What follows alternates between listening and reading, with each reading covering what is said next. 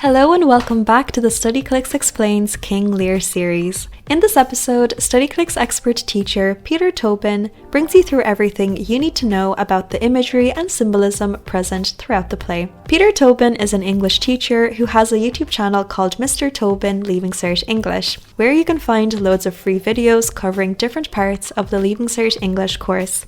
We have linked his channel in the description, and we can't recommend enough that you check it out and subscribe to get updates on the new content he's making.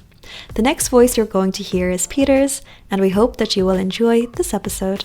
So the last thing that we're going to look at in this podcast is imagery and symbolism. King Lear is renowned not only for the complex characters, profound themes, but also for its vivid imagery and powerful symbolism. Shakespeare uses these literary devices to enhance the emotional impact of the play and to underscore its central themes. Let's explore some of the key images and symbols that Shakespeare weaves into the fabric of this tragedy. The first one we're going to look at is the idea of storm imagery. So one of the most striking images in King Lear is that storm on the heath. The storm is a powerful symbol of the chaos and turmoil that engulfs the characters, particularly Lear himself. It represents both the literal and metaphorical storms that rage throughout the play. When Lear ventures into the storm, it mirrors his inner turmoil and descent into madness. The storm's fury reflects Lear's anger and confusion as he grapples with his loss of power and betrayal by his daughters. This imagery of the storm also serves to strip Lear of his kingly pretensions, reducing him to a vulnerable old man exposed to the elements.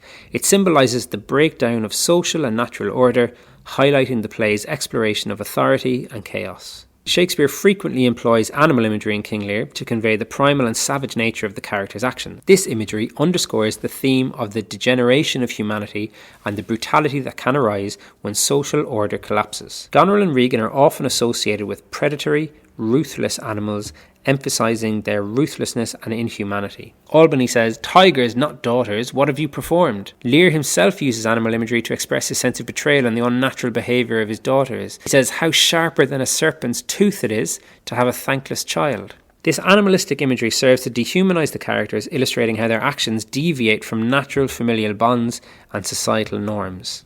Another image or symbol is that of clothing. Clothing and disguise play a significant symbolic role in King Lear. Characters often use clothing to conceal their true identities and their true intentions, reflecting the theme of appearance versus reality. The most notable example is Edgar, who disguises himself as poor Tom to evade capture and to help his father Gloucester. His change in appearance symbolises his loss of status and the stripping away of his former identity. Similarly, Lear's descent into madness is accompanied by a change in his attire. As he loses his authority and sanity, he sheds his royal garments, symbolising his fall from power and his vulnerability.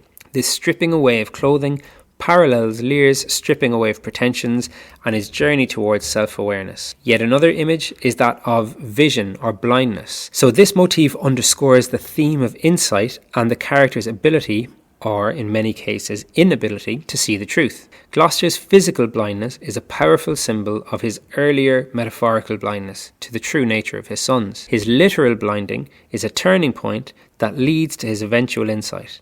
Similarly, Lear's madness and suffering lead to moments of profound insight. His journey through madness allows him to see more clearly the nature of his daughters and the human condition. He says, "A man may see how this world goes with no eyes. Look with thine ears." This imagery reinforces the idea that true vision and understanding often come through suffering and self-reflection, not through what you see in front of you. The last image or symbol that we're going to look at is that of nature and the natural order. So these are motifs in King Lear. Shakespeare uses the imagery of the natural world to explore the disruption of social and familial order. Lear frequently invokes nature as he curses his daughters and rages against the injustices he faces. The natural imagery underscores the idea that the betrayal and cruelty he experiences are violations of the natural order. He says in Act 1, Scene 4, "Hear, nature, hear, dear goddess, hear, suspend thy purpose, if thou didst intend to make this creature fruitful." Additionally, the storm on the heath, as discussed earlier, symbolises the natural world's response to the breakdown of human order. It reflects the chaos and disorder that result from Lear's abdication of power and the treachery of his daughters. So, in King Lear, Shakespeare employs imagery and symbolism to deepen the emotional impact of the play and to underscore or highlight the central themes. From the storm on the heath to the animalistic depictions of characters, these literary devices enhance our understanding of the tragedy and the complex human experiences it portrays.